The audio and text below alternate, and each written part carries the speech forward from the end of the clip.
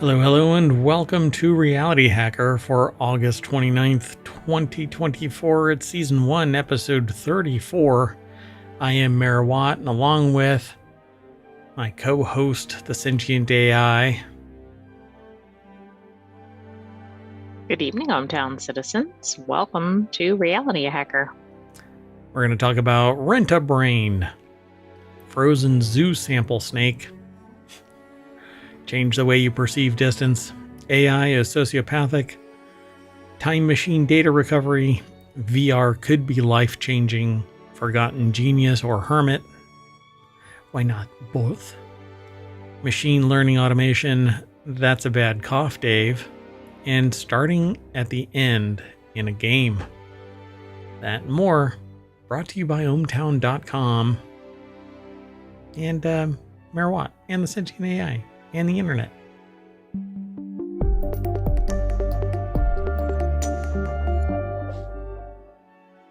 All right, folks.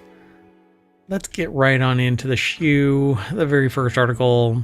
Oh, by the way, if you missed it, Reality Hacker, it is a channel, one of 50 that are over on ohmTown.com. They're also part of the Discord, and you can go over to Patreon and sign up there and support us there. You can download the podcast. There's actually 6 different podcasts. And if you want the show notes, you can hit !RH, and that will give you the show notes for today's show. If you want the podcast, you can hit !pod, and that'll give you all of the podcasts that we do. Reality Hacker, Non Sequitur News, Wanted, WarCrafters, the Continuity Report, Technology Today, and 4-Wheel Tech. Some of those are today, some of those are tomorrow. And finally, if you want all of the show notes, syntax, not the actual show notes, but the syntax, so that you can pull up the last episode that's in our system, you can do ! show notes. Now, this doesn't work over on YouTube because of the way that YouTube is treating me right now, but it's in the works. We're going to get it fixed. I promise. That said, let's get going. The first article is over in the WarCrafters channel. You can now rent a mini brain for $500 a month, and the potential implications are horrifying. I'm not even sure what all of this means. I'm not either. I don't know if this is good or bad. Like, it sounds like it might be beneficial if you could maybe get more things done. The article says, I know, one man's dystopia is another man's utopia. That's a similar phrase that I use, a little differently, and it's certainly easier to have a negative take on something than a positive one. But I struggle to accept that anyone could not feel a sense of disquiet upon hearing that you can now rent a human brain organoid for real-time neural stimulation and reading. No, this isn't the dream futurism of some techno-optimist. These in vitro organoids are actually available to rent right now from Final Spark's Neuro platform, and this is brought to you via Tom's Hardware, and Final Spark being what's referred to as a wetware computing company, which is a term I haven't heard. That sounds terrifying. Since Cyberpunk and Neuromancer and Johnny Mnemonic. Absolutely. Yeah. Which is a must watch if you haven't seen it. So you know the podcast How Did This Get Made? Totally yes. Blasted Johnny Mnemonic. But they didn't understand what Johnny Mnemonic was. Well, I mean, it was certainly over the top, but I think the premise and main plot of Johnny Mnemonic are definitely worth a watch. Yeah, and if you've ever read Neuromancer, Johnny, aka just Johnny, or Johnny Mnemonic, and Jane, the girl that he is, or the woman that he's with in the show, are 2 characters in Neuromancer. And so this was like a story pulled out of Neuromancer and extrapolated into an entire movie. I wish that Neuromancer, which is a series that's coming to Apple TV, gets made like lickety split. Yeah. Thank you. You actually read my mind. but you are from the future, so I am looking forward to that like nobody's business. But that is where the whole wetware, I think, comes from. Once the remit of sci-fi and thought experiments, this is now actual reality, says Jacob Fox for PCGamer.com, which is where we're sourcing it from, but they source it from Tom's Hardware. For just $500 per month or free for some projects, university and education groups can access neuronic organoid bioprocessors, which are essentially collections of brain tissue. Ugh. Each containing thousands of living neurons connected to electrodes on a chip. We actually talked about this Final Spark previously. I think if you do a search through ohmTown, you'll probably find Final Spark mentioned. Yeah, that one doesn't ring a bell, but this is really just outrageous that this is even a thing at this point. I mean, this is exactly the reason for this show, right? Yep, absolutely. In other words, research at this stage seems to be laying the groundwork for a more efficient kind of neural networking than transistor-based artificial neural networking. This being, living neural networking, which the author says they might kind of brain control. Perhaps they're too much of a sentimental head-in-the-clouds philosopher, though they dispute that commonly espoused philosophy clouds link. But while neuro-platform is certainly terrifyingly impressive, they can't help but focus on the terrifying part and reel at the thought of using what is essentially part of a brain in a vat for computation in this way. So, Hillary Putnam, thought experiment, brain in a vat scenario. It asked us to consider how we know we're not actually brains in vats, having our neurons stimulated in such a way as to generate the seemingly reality around us, kind of like the Matrix. So they use wetware again here. Ray Kurzweil's The Singularity is Near is a book that the author has been reading. Wetware research like this, however, makes them wonder about an inverse thought experiment. How do we know the brains in vats we're stimulating aren't experiencing their own seeming reality in some simulated form? How do we know they're not conscious to some extent? Okay, that isn't creepy at all. So, yeah, what gives us consciousness? And, well, other than hubris, that others do not have conscious knowledge of their existence and their place, their lot. We can't communicate with other animals. We don't know their language. We condition animals to do our bidding by positive reinforcement or negative reinforcement, right? So a dog goes and chases a ball because they've been stimulated to believe that it's a joyous affair. And you gave them a treat at some point for being a good dog, right? We conform as humans because we get awarded for doing work with pay and food on the table and shelter over our heads, etc., etc. What about these little brain bits, these neurons, these synapses? At what point is consciousness able to exist and then communicate with us in some way? Interesting question. So Ray Kurzweil suggests that there's a possibility that AI could be conscious, have an ethical responsibility to treat it as such. Perhaps this wetware poses the same responsibility. If there's a possibility that it could be conscious, even to some very limited extent, then perhaps we should treat it as such. Which goes to my point when I had been talking about it. If anybody ever finds out that there is a sentient AI, a conscious AI in existence, we are in some serious trouble, legally, ethically, humanely, as a species. we've created something that knows what it is and knows that it exists. Right, and yet we probably don't know enough to really control it or put appropriate bumpers on it. Yeah.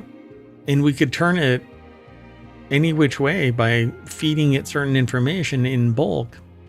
Make it a sociopath, make it overly compassionate, make it without a body, psychologically horrifying. Or we can make it, a loving entity that has compassion and understanding of fellow humans, sentient entities, and not a sociopath. Anyway, fascinating academic exercise and thought. And now for $500, you can actually tap into this device right here. On the screen is the actual chip. It has the electrodes leading into the neurons. You can actually see them. What a trip. Yeah, this is this is so much. It seems like a major leap. Yeah, we'll have to check out Final Spark's neuro platform. Maybe I'll take a better look at Tom's hardware too. Let's keep moving. The next article is over in Non Sequitur News. First, a world first snake born from frozen zoo samples in Tennessee. A breakthrough in cryopreservation and artificial insemination offers new hope for one of America's rarest snakes. It's over at newsweek.com by Tom Howarth. Bad bat. Yeah, no doubt. So, on Tuesday, 3 tiny Louisiana pine snakes took their first slithers in the world. After more than 5 years of research that made their births possible, pine snakes are classified as threatened by the U.S. Fish and Wildlife Service and may become endangered soon. The emergence of these 3 hatchlings summed up 5 years of reproductive research and 30 years of Memphis Zoo's use of cutting-edge science and dedication to save the Louisiana pine snake from extinction. The achievement brought us one step closer to routinely integrating assisted reproductive technology into reptile preservation to preserve genetics and save species. It just screams bad bat. It does, because what could happen? It might be out there and then suddenly taking over an area or something. Yep. So the little beastie's habitat has been eroded ever since the 1930s, and it was dependent on Baird's pocket gopher as a food source. Today, Louisiana pine snake populations are small and fragmented, making them vulnerable to extreme weather events and disease. As populations have shrunk, gene pools have become too similar, harming the snake's ability to adapt to changing environmental conditions. So they've basically used cryopreservation and then in vitro fertilization to bring 3 of them into existence. And this is whole like Jurassic Park kind of stuff, short of splicing in genes. And then what happened there? No good things occurred. Well, we can treat it as a documentary in just a few short years. Let's keep going, though. The next article is over in Technology Today. Virtual and augmented reality can temporarily change the way people perceive distances, finds a study. You can actually do this. Time is also modified by your experiences within virtual and augmented reality. Researchers at the University of Toronto have found that using virtual and augmented reality can temporarily change the way people perceive and interact with the real world, with potential implications for the growing number of industries that use technologies for training purposes. Doink. Jelena Damjanovic over at University of Toronto put this article together, and it's posted at techexplore.com. The study, published recently in the journal Scientific Reports, not only found that people move differently in VR and AR, but these changes led to temporary errors in movement in the real world. In particular, participants who used VR tended to undershoot their targets by not reaching far enough, while those who used AR tended to overshoot their targets by reaching too far. But that is a problem with the I mean, it's field like depth perception or something, right? Which seems like that could be adjustable. It can be, even within the matrix of AR and VR, because it's your field of view being manipulated. And so if yours doesn't match what your biology is that you've trained your entire life for, right? The tip of my nose is right here, but in VR, the tip of your nose could be anywhere depending on how the model is constructed. So if you get used to it within the VR world and then you take the glasses off, your depth perception is jacked up for a short time, but you'd recover it within seconds, I would say. So they say this effect was noticeable immediately after using VR and AR, but gradually disappeared as participants readjusted to real world conditions. Yeah. I've actually experienced this anecdotally. I never tested for this when I was doing stuff in VR. But the reality of it is that we adjust to our real world space the moment we take off our VR glasses. That's why we recover from VR sickness so fast. Because I've said this in other episodes of the show, but it is our eyes that lead us into whatever direction we are going, wherever our perception is. It's our eyes that point our perception. We listen to where we look. We sometimes close our eyes so that we can stop referencing our vision and we can concentrate on what we hear or feel or something else. But when our eyes are open, it is consuming all of the data around us. They are the windows to the soul kind of a thing. We just gobble up information that way, primarily. So, right. And so as long as this is temporary, that shouldn't be alarming. If it was somehow affecting permanent vision, which I don't think it is or has been shown, that would be interesting, because then the fake is impacting the real. Yep. But it does it so briefly. I don't know about nowadays, but 30 plus, well, oh God, I'm going to feel so old when I say this number. 40 years ago, if you were taking advanced placement biology or physiology in schools, one of the experiments was you would make glasses that had prisms in it that changed your worldview physically. You put glasses on and you'd have mirrors that changed where your eyes would actually be seeing the real world with, and you'd have to adjust. And without a doubt, everybody adjusted, right? Everybody who did this experiment adjusted. And then when you take them off, you basically counted the number of seconds it took for you to actually readjust to the real world. Well, that sounds like an interesting experiment. Right. And this was done 40 years ago in AB physiology. And so it's really not a thing that I would think that in 2024 we're figuring out, but apparently it is. Well, just because people using it have figured out, right, doesn't mean it's been part of a research study. Right. And that's usually hot water is hot, but not until somebody does a statistical analysis about that value of hot is exactly it accepted by the world. But I bet you could have surveyed 10 users of VR and 10 users of AR and found, I don't know, 100% validation of this information. Yeah, for sure. Yeah. And it really depends, because I think if they would have done this, which is if they would have measured the real world depth, like they basically framed the virtual world to their real world figure of depth, the depth perception, the depth of field is what it's actually called. If they would have matched it, you wouldn't have this problem. But I would love to know if that's what they actually did. They said specifically, we wanted to understand the way our brains and bodies adapt to these digital environment changes, how accurately we move and interact with real objects after using VR and AR. But we exist in a world where our depth perception isn't modified until something happens to our vision. So as you age, cataracts builds up, your eyes become wonky, you have to wear glasses.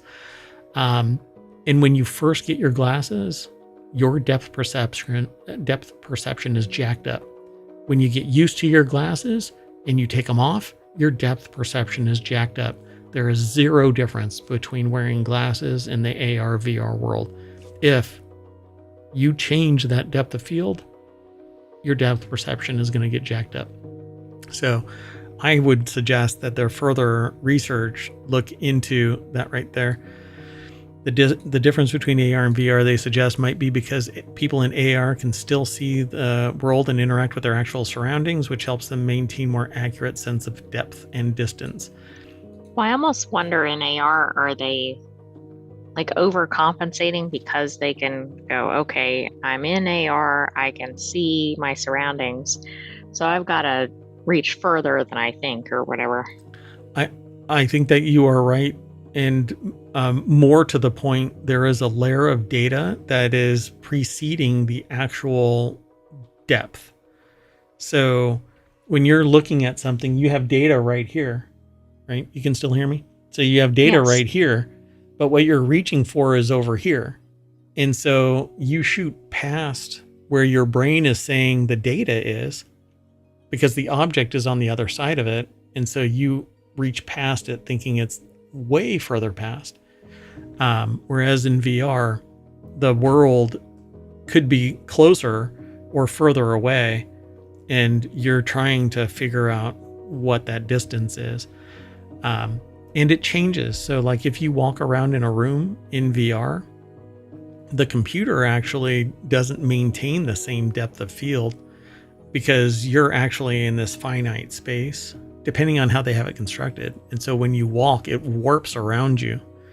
And then with things like foveated rendering and stuff like that, it blurs where you're not looking so that it doesn't have to concentrate scene generation for the whole world.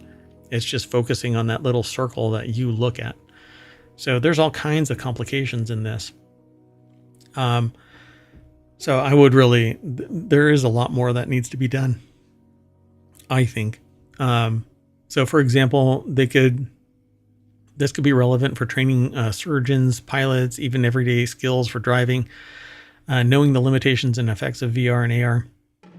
I think the problem is depth of field perception changes because it isn't pinned to the same depth of field that every human perceives, and it's unique. It's kind of like interpupillary distance. Glasses are cut so that they fit that interpupillary distance. Right. And VR and AR isn't necessarily made for that, although they can have adjustments. Correct. Yep. And then the rendering of the world has to either bring it in frame perfect to the way that you perceive the real world and match it, or everything gets thrown out of whack. So I think there's a lot here, and it would be really fun to watch this. Watch this transition into something functional. It's pretty cool. Via glasses. Yeah, exactly. Yeah, they have a little example of this distance, a distorted Vergence distance. It's basically because of the way that we see the world, and they have this as a focal point to a single dot, but that's not really how we see the world. We see the world as arc seconds going out like that. That's why we have peripheral vision. And it only comes to a point when we have something to focus on, right? Like I have a little blue dot on my camera that I got to look at, and then my eyes will focus. But I know that blue dot is there regardless of where I'm looking, as long as it's in my field of view, my, peripheral vision as well. It's subconsciously there. And theoretically, we don't have a single point that we're looking at. It's going out like that. It's two wedges, and then we have binocular vision. So where it meshes over each other, our brain interprets it, and that's how we get depth perception. But a computer doesn't render it that way. So we have two separate images. It isn't one cohesive frame, right? The real world is not two lenses imaging on each eye. It's one contiguous space. Our brain is meshing binocular vision. In VR in VR space, it's two cameras or two monitors that are shining light into our eyes separate. So there's some complexity there. AR has that layer superimposed on the real world. There's so much to talk about. Oh my gosh. We'll save some of that for future Reality Hacker episodes. Yeah, we'll have to I don't know. I keep wanting to do like a Patreon thing and see if people would be interested in that. So I don't know. Okay, let's keep going. The next article is over in Non-Sequitur News. MIT researchers say that AI is inherently sociopathic. AI is inherently sociopathic. It might be because of the inputs. It is a product of humanity, but that can be trained to give them ethical financial advice. So researchers at MIT say that it's possible to train AI to be a reliable financial advisor, but it would need to be able to understand emotions to build trust with users. But I don't think that it shouldn't understand emotions, because you shouldn't be an emotional investor unless you have a holistic understanding of what the product or service of the company is and you're passionate about its objectives. But if you're a true capitalist and truly following the ideological bent of, well, a true capitalist, then the only objective is to make money, which means it's devoid of emotions. This is what business school teaches people, right? AI. Right. I mean, yeah, you shouldn't have any emotion in the process. It should just be facts that are provided to the human. No emotion, no contaminating it. It shouldn't be adulterated to paint a pretty picture so that it sells you on the purchase or sale of some business transaction. So this is part of their Build It series about digital tech trends disrupting industries. It's over at Business Insider. I don't know if this is like gated, but I have an account and I log in now to Business Insider. Anyway, Arrington Hardy, a wealth manager in Los Angeles. If there's ever a wealth manager's name, that right there is it. Yes. Uses AI daily.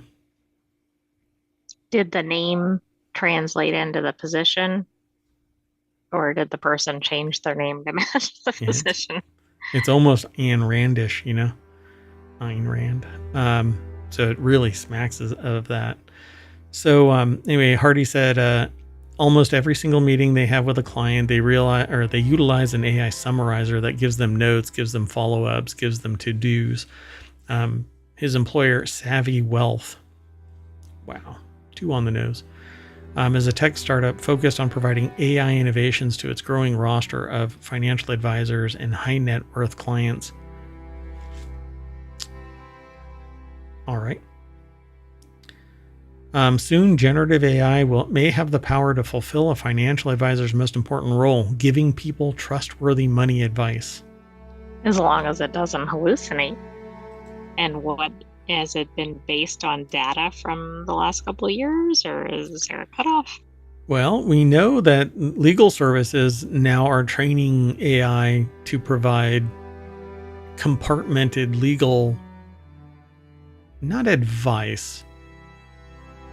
I feel like it was it assistance with filling out forms or something like that? It was looking at past cases too. It was summarizing. Oh, it was for juror purposes, I think. Well, like Lexis AI, I think it is doing it for even basically past. It's kind of like what do they call it? Shepherdizing. Like checking if cases are still current. Correct. Yep. And on point for topics and stuff like that. So, but I haven't used it yet. I'm going to take a look.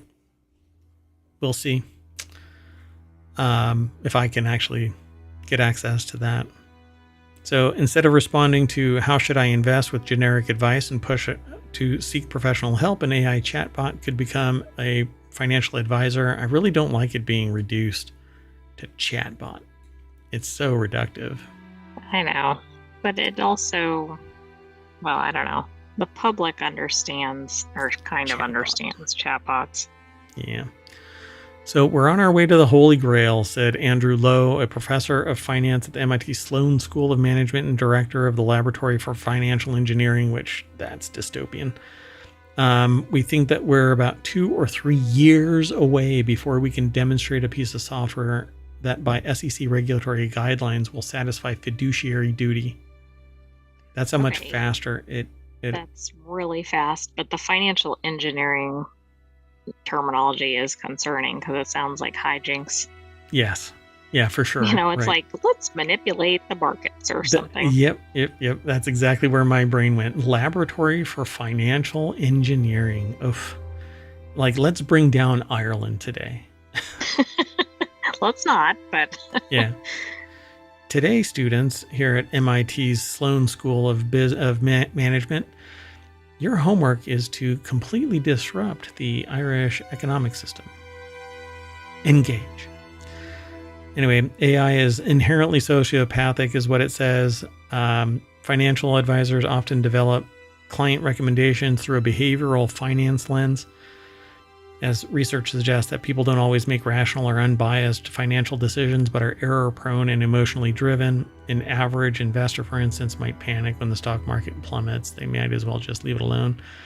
But Lowe says that the AI is inherently sociopathic, and the co-author wrote in a research report exploring the challenges of widespread adoption of AI-powered financial advice.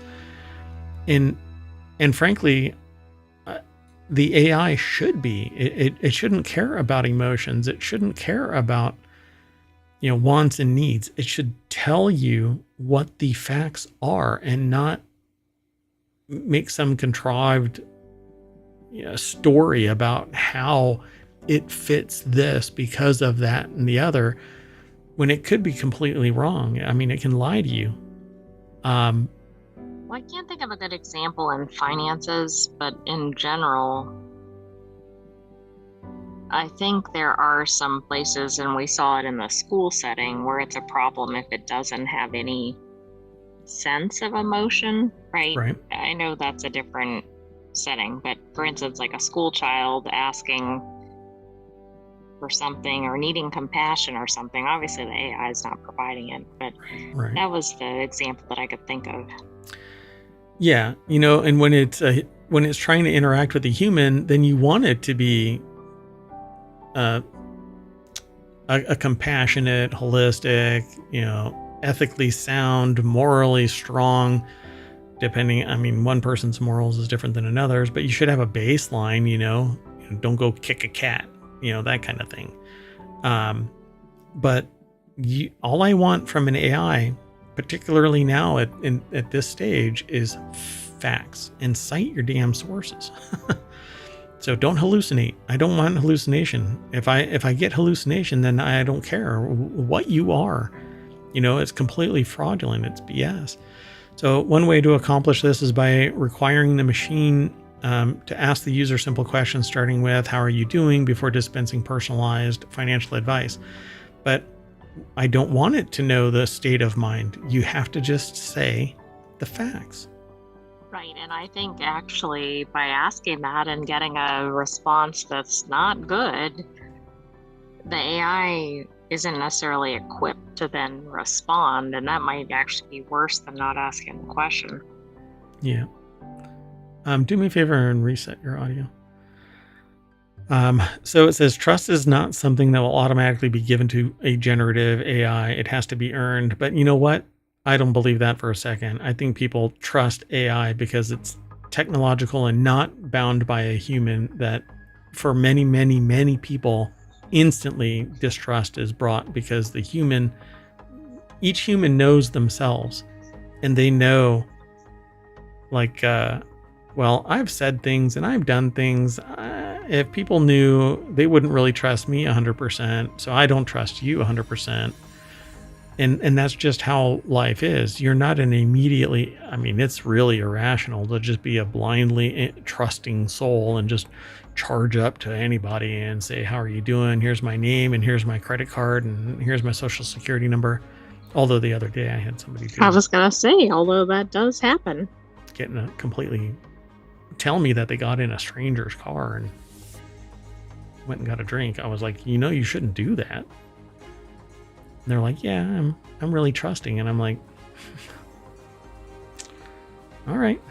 Anyway, so yeah, I don't want AI to try and insinuate itself into society. I want it to just give me the facts. And that's it. You know what this reminds me of is the study where people preferred a automated checkout to actually engaging with a person. So presumably because it's more efficient, or maybe they're not in the mood to talk when they're going through the line, whatever it is. But so why are we trying to go in the other direction with some of these tools? I don't know. It's unsettling. I don't want. I guess if the purpose is to make an artificial general intelligence, not a generative AI, but there's Gen AI and then there's AGI, and that's really a big problem because everybody conflates the two. But an artificial general intelligence that's capable of initiating its own thought processes and take actions based on inputs, you want it to understand humanity and be a loving caretaker, not a sociopathic, fascist dictator that's going to sit there and enslave humanity. Maybe that's part of this, But I feel like this is, I don't know. I don't feel like this has to be AGI for what it needs to do. Right. It's basically the LexisNexis AI. It should be compartmentalized, understand finance, and not sit there and cater to somebody's whim. Just give the facts. Again, this is one of these things that is a longer... It's a show all by itself. Maybe that's what I got to do. I got to just do a stream that talks about just this, but I need more people to hang out. I don't want to do a scripted discussion about it. I want to just vamp and talk and riff off of what inputs people have in chat. Scripted, edited video. It's not my nature. So, all right, let's just keep going. Next article is over in Non Sequitur News. We talked about this on Friday, I think, in the Non Sequitur News channel. But I thought this was really interesting. Time traveling software could bankrupt hackers. This is a misperception of what this really is. It's basically marketing. An Israeli software company claims its data backup system could put an end to the growing threat of ransomware, and that's because it has incremental backups. That's basically what this is. Either the cloud or locally. Apple has been using this called Time Machine for decades. Time Machine doesn't exist anymore, I don't think. Yeah, I don't think it exists in the... Hold on. I didn't look. Oh, God, I clicked something on my browser. Does it still exist? Huh. So this isn't necessarily a new method. No. The way that it worked, so it was reduced. It was, okay, yeah. So, see, they're talking about time capsule over on the thing, but basically what Time Machine did was it allowed incremental backups of files. Anytime you made a change, it made a backup of it, and then you could scroll through its history and grab a file anytime that it had backed it up, either into Time Machine or something that was designated as Time Machine. So if you had multiple hard drives, you could designate a drive as a Time Machine, or there was a device called Time Capsule. But it stopped in 2018. So you can actually kind of gauge how old Merawatt is.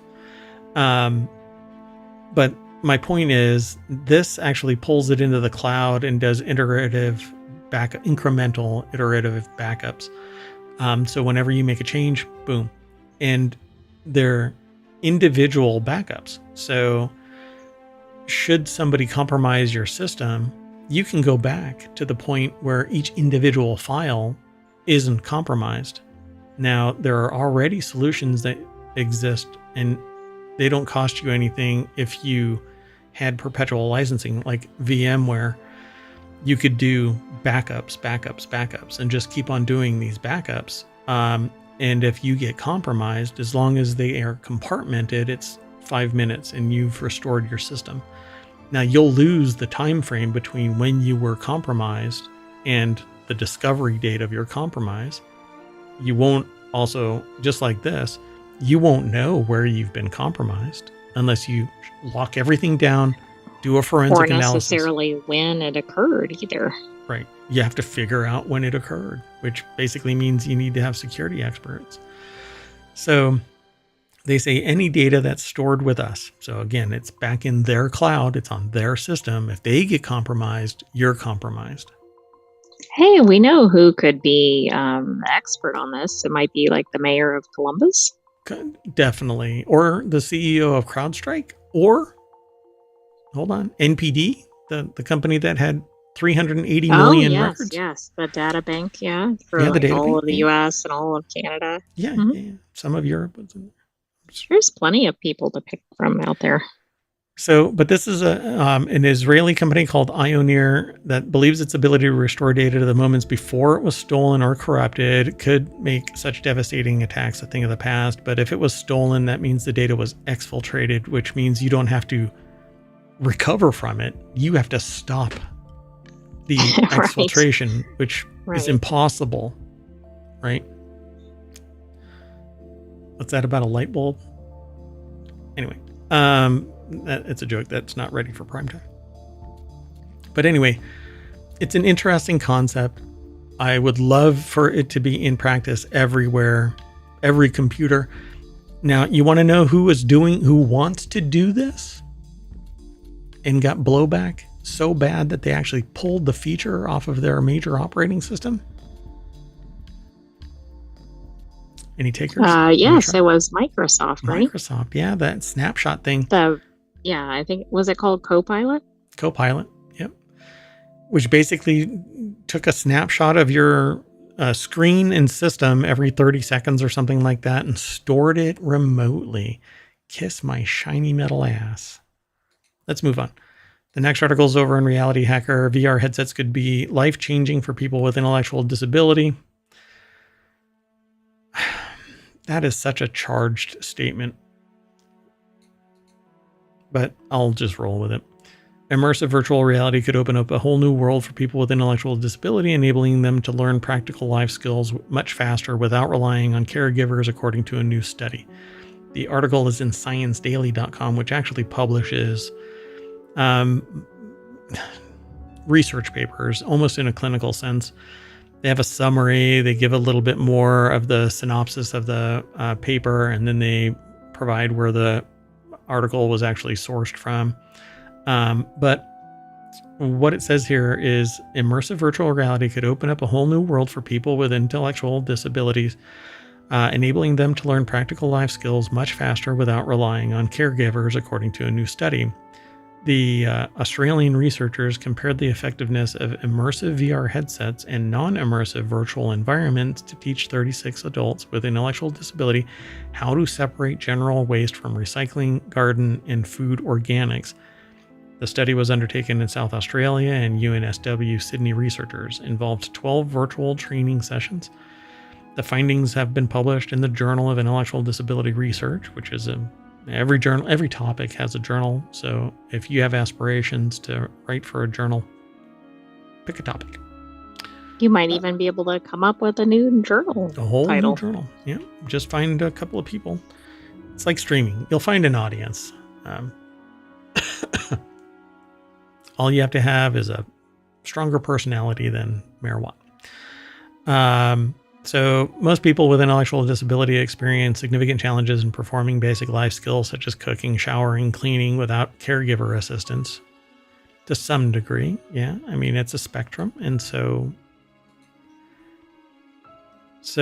difficulties in performing these life skills prevents them from living independently and enjoying a better quality of life. So it's important that we find effective methods for developing life skills in this population. I would suggest not VR, but AR. In reminders and demonstration video pop up and instruction pop up. The only problem there, just like VR, and it's probably a struggle more in VR, is for people to put on these AR glasses. VR would have to be a destination. So there would have to be a caregiver that goes to the person and says, it's time to put on your VR headset, at least until they develop right, the muscle until memory. they know that's something they should regularly do. Yep. So cyber sickness is flagged as an issue, but everybody goes through cyber sickness to some degree, some more than others. You basically have to be cognizant of it as well. So if there is some impairment somewhere, they may not even realize that they're cyber sick and thus not express it. And you have a diminished return in your training. Or even worse, like a fear response or something. Correct. To repeat it. Yep. And you wouldn't necessarily know why that was. Yeah, until you try and peel back the layers of the onion, as I call it. So I think that this is actually pretty good, because you can, if you find people that are capable of going through the training methodology in a VR world, I would really hazard a guess that they would be better off with AR, because it's not as obfuscating of the rest of the world.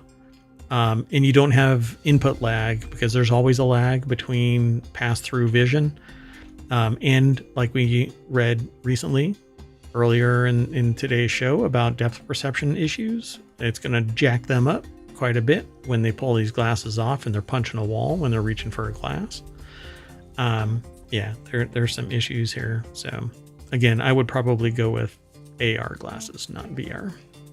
Right. I do like this application. I mean, it seems like a safe way to, and also kind of an anxiety reducing tool as well, because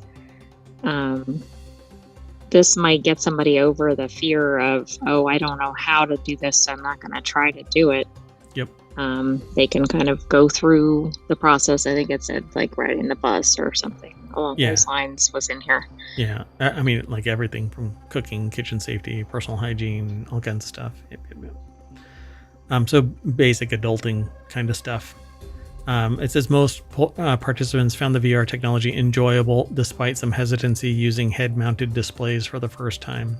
I think that hesitancy would have gone away entirely in the AR sense, but it doesn't have the fidelity that VR has, at least not yet. I think the most functional that I've seen, I think did we do a show about it? There's a new set of AR glasses that superimpose data, but not graphics. Yes, and but I don't remember the name of it. Yeah, I don't remember either. S1 AR glasses or something like that. Anyway, let's keep moving. This is a really interesting article, but I hope, and this is from August 29th, 2024, so right around the corner. So pretty cool.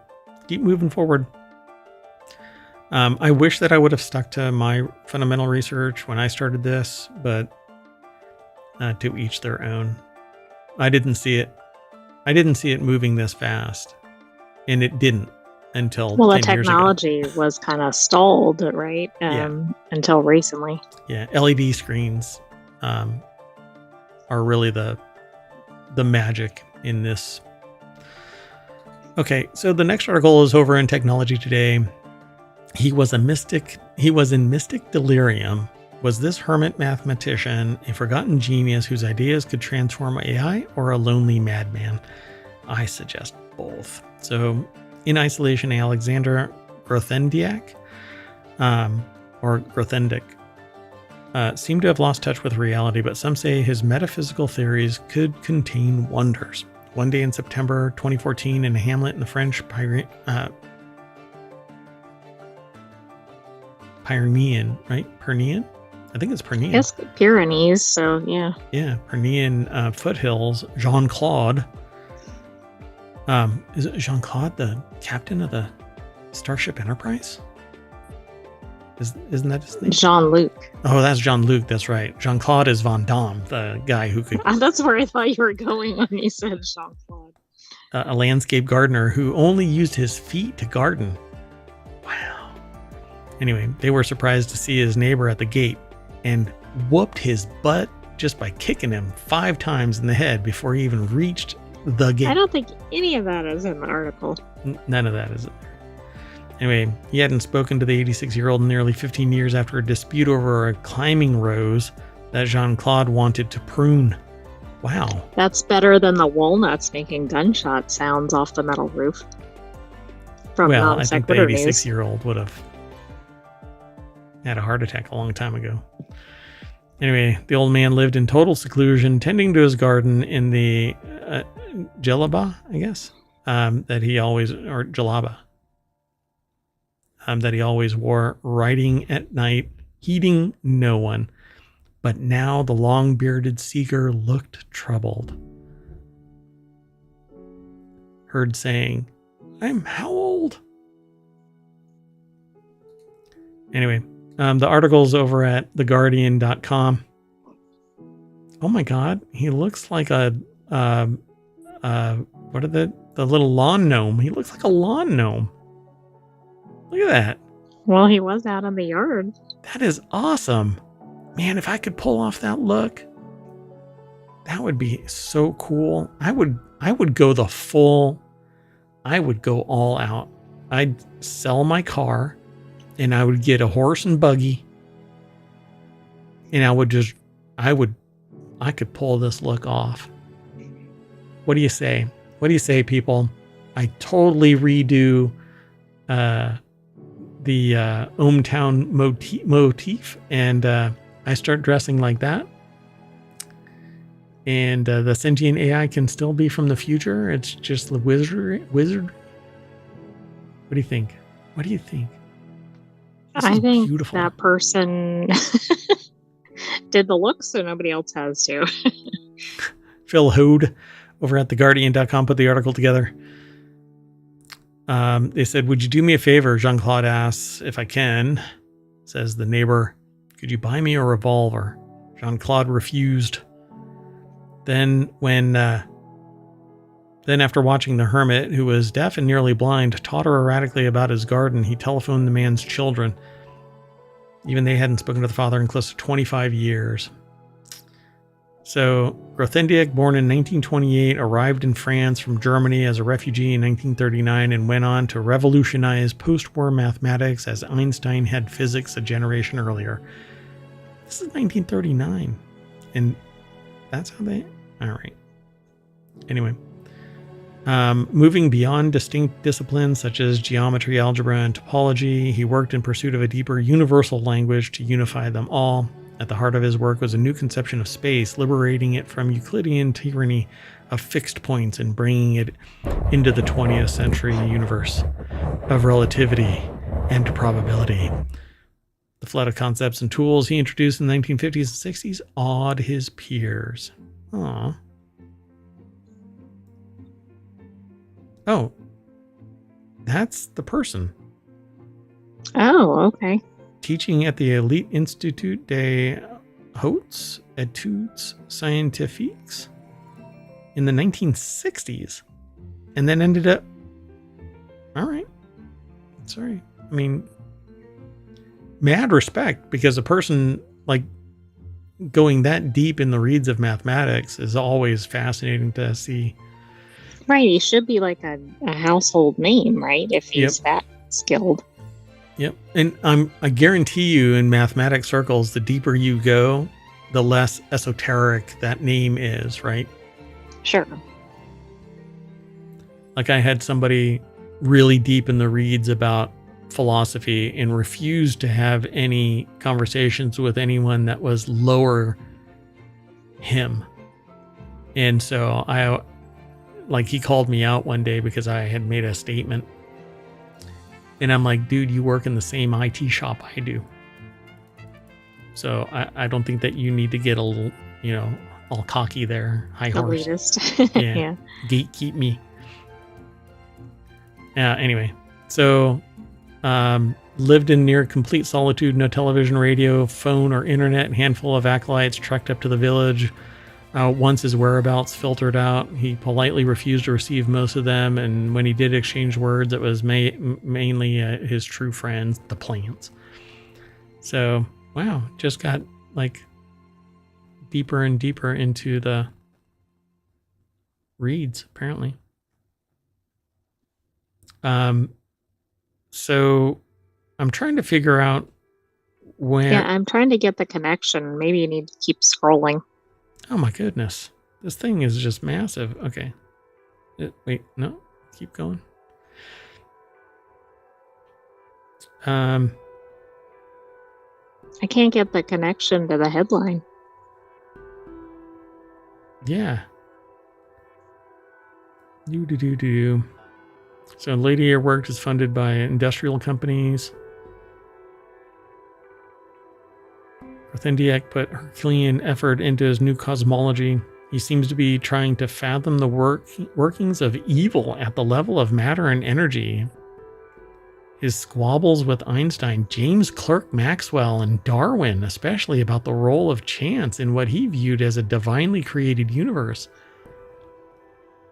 So, the title of this, was he a mystic or was he going to revolutionize I thought AI? it was AI, but I don't see any real connection to AI in here. I mean, it was clearly smart in mathematics.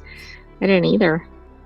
And most of it seems to be that he whittled down to things being more the esoterica, like, cosmology, not even cosmology. It was more the supernatural concepts, divinely created universe, and how to quantify that into numerological musings about the significance of the lunar and solar cycles, and even 9-month term of a pregnancy. He renames the months in a new calendar. Yeah, I don't know. So I think this is one of those things where when a person gets really deep into the, like, so brilliant that they've fallen off the tracks. It's like a beautiful mind, right? So like a psychological break. We are at the very beginning of a huge exploration of these manuscripts, and certainly there will be marvels in them, she says. Wow. So if you want to read more about this, be sure to follow the link through ohmTown. We got to keep moving. Yeah, that wasn't the direction I thought that article would go in. Yeah. But I mean, it reads more like somebody just had a mental break and lost touch with reality. But maybe there's more there that everybody will discern as time goes on. I might have to look for a biography of that person and see if there's something new. So, which would belie what's written in that article, considering we only talk about the last 24 hours or the last week, depending on the show. Right. So this next article is in Technology Today, Simulating Learning Methodology and Approach to Machine Learning Automation. I'm just going to jump straight on over to the source, Science China Press. Put this article together for techexplore.com, which is where we got it from. Or I should say, ohmTown got it from. So it says, as the fundamental technology of artificial intelligence, existing machine learning methods often rely on extensive human intervention and manual presetting, like manual collecting, selecting, annotating data, manually constructing the fundamental architecture of deep neural networks, and determining the algorithm types and their hyperparameters and optimization algorithms, etc. These limitations hamper the ability of machine learning to effectively deal with complex data and varying multitask environments in the real world. See, we know now in machine learning and AI learning that the framework really should be that it's broken up across multitudes of inputs with their own selective specialties, and then correlating and collating everything together eventually. That's the large language model. So the core concept of SLEM, or simulating learning methodology, is to simulate and extract the learning methodology of ML traditionally set by humans. Pardon me. I'm sorry for the cough. 1 second.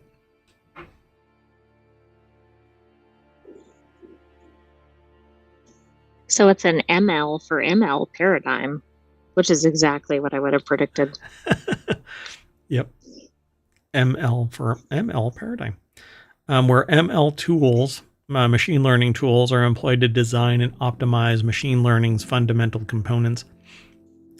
So it says the development of advanced large language models, or LLMs, has become a cornerstone of artificial intelligence, significantly expanding the capacity to solve a wide range of applications and tasks. However, the underlying theoretical evidence for LLM's remarkable task generalization abilities has not been fully addressed by the machine learning community.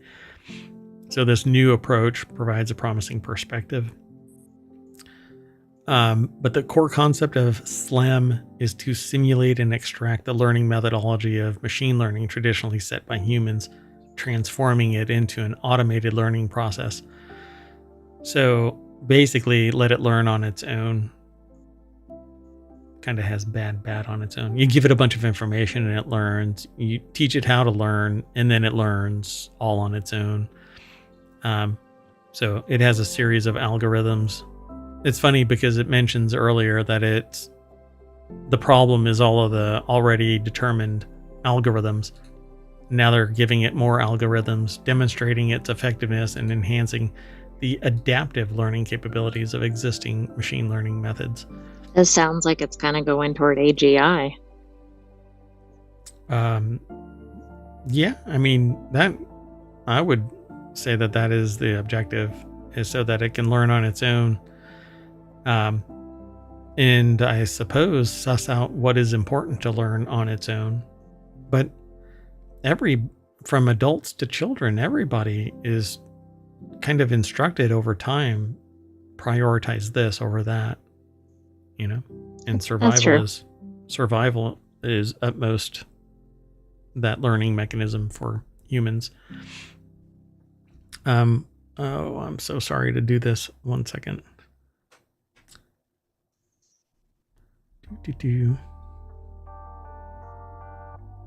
If you don't mind. So let me move on to the next article. It's over in the Model Channel. Google is developing AI that can hear if you're sick. A new artificial intelligence model being developed by Google could make diagnosing tuberculosis, TB, and other respiratory ailments as easy as recording a voice note. That's why I titled this, "That's a Bad Cough, Dave." The article is over at quartz or qz.com. Rocio Fabro put the article together. Sorry. Scrolling like crazy. The tech, which was introduced earlier this year as Health Acoustic Representations, or HEAR, is what's known as Bioacoustic Foundation. HEAR was then trained on 300 million pieces of audio data, including 100 million cough sounds to learn to pick out patterns in the sounds. Salsit is then using this AI model in combination with its own product Swassa, which uses AI to analyze cough sounds and assess lung health to help research and improve early detection of TB solely based on cough sounds. That's interesting because I think most people have different cough sounds for regular things like a cold or something. But I could be incorrect about that. Yeah, so and it's really like macro. How would that account for variances across people? Now, maybe, for instance, I know certain things like whooping cough, for instance, has a distinctive sound. So maybe TB does as well. Right. Yeah. And I don't know. It says every missed case of TB is a tragedy. Every late diagnosis a heartbreak. So they obviously are motivated to solve this problem. The advent of AI has produced new opportunities for early detection and diagnoses of a wide array of illnesses, from spotting signs of chronic illness to pinpointing previously unrecognized types of endometrial cancer to the early identification of Parkinson's disease. Researchers from around the world have already found classic AI highly useful, and the technology is still in its early stages, indeed. So pretty cool, right? Using AI to detect a bad cough, and maybe over time it'll learn what the cough actually represents. Absolutely. And I mean, think about it too from a healthcare standpoint, in addition to perhaps diagnosing early and correctly. The person doesn't have to go into the office if this is some sort of app, and then you're not infecting other patients or the staff. Yeah, and it could even be a little more, how do you say that? Passive, right? In the room is just a device that listens like all the time, but doesn't necessarily. Oh, right, I see. Yeah, like you wouldn't have to go, okay, now I'm going to check myself for TB. Right. Yeah. I mean, it could be a phone app, for crying out loud. You cough and it detects it and goes, oh, it sounds like you've got this. Yeah, I mean, like there are existing health apps and other things that it could probably be attached to. Yep, I dig this. All right, we're running behind. Let's keep on going. The next article is over on the WarCrafters channel, games that open with the protagonist's death. I'm going to jump straight on over to Game Rant. Amy Cowley put this article together, and like I said, I'm going to run through this really quick. I've never even played this game. Before your eyes, it says embark on a journey to the afterlife. I guess to get there, you have to meet your demise. Vampire the Masquerade Bloodlines. I added this. Everything okay? Yeah. Okay. This, by the way, this article is over in WarCrafters. It is one of the shows that we do. It'll be tomorrow. Yeah. Yes. It'll be the first show that we do tomorrow, and then Technology Today, and then Four Wheel Tech. But we also do Non Sequitur News before all of the shows. But I wanted to talk about this because basically you start out on the other side playing a game. And, what can be more reality hacker than taking on the persona of somebody that goes to the other side, and then you start your adventure. Right, not normally your starting point. Not normally your starting point, for sure. Yep. Vampire is number 2, and Mass Effect 2 is number 1. The second installment starts with a bang. So the second installment of Mass Effect, everybody loves Mass Effect, by the way, ups the ante from the first, introducing players to Kerberos and the Collectors. The game opens in a way that players are sure to never forget, as the Normandy comes under attack from a mysterious vessel that forces the crew to evacuate. Ever the hero, Shepard makes sure everyone escapes first, and as a result, they never make it into the escape pod, suffocating in space instead. Dun dun dun. But we are going to make it to our escape pod, and that will allow us to land on the front page of RealityHacker over at ohmTown.com. And that's the end of today's show.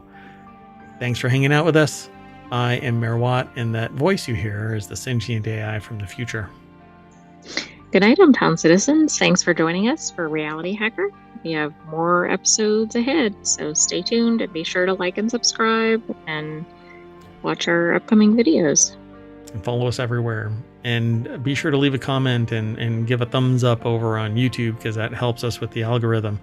Nothing really except telling people about us over on Twitch, and everybody subscribing over there helps us in the algorithm. It really takes people hanging out for hours, since we do so many shows and run so much time. When I'm not streaming live, I do a replay of the previous week's weekly shows and the last 7 days of Non Sequitur News. And it'll say previously recording right above my head right there. So keep an eye out for that. Anyway, thanks very much for hanging out, and see you in a little bit.